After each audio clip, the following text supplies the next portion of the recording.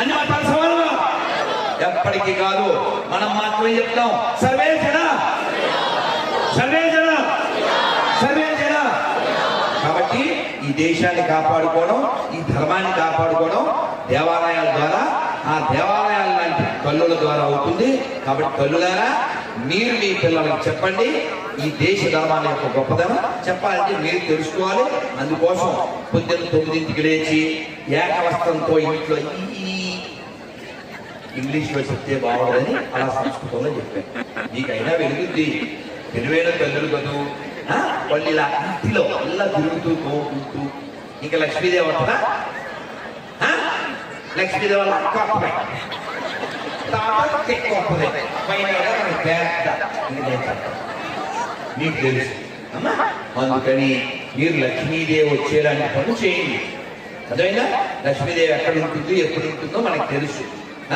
పొద్దున్న లేవడంతో, దీపం పెట్టడంతో, ఇల్లు ఒళ్ళు దిల్లు అన్ని శుభ్రంగా పెట్టుకుంటే లక్ష్మీదేవి ఉంటుంది. లక్ష్మీప్రదమైనటువంటి ఈ కార్తీక మాసంలో ఇంత అద్భుతమైనటువంటి కార్యక్రమాన్ని నిర్వహిస్తున్నటువంటి మా ద్వయం నందు మరియు అఖిల్ ద్వయం, వీరికి గట్టిగా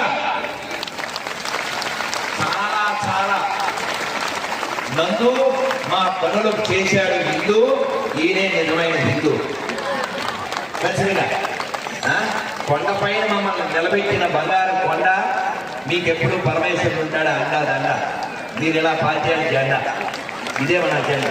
భారత్ మాతాకి, భారత్ మాతాకి. ఇలాంటి కార్యక్రమాలు చెయ్యడం చాలా పెద్ద తపస్సు, పెద్ద యజ్ఞం. ఏదో ముట్టినే అయిపోదు. మీరు రావడం దీనికి శోభ, శ్రేయస్కరం. ఎందుకంటే ఎంత కార్యక్రమం చేసేది మీకోసమే కదా అన్నా. అందుకని మీరు ఇలా వచ్చి వినాలి, ప్రసాదం పెడితే తినాలి, కళ్యాణం జరిగితే కనాలి.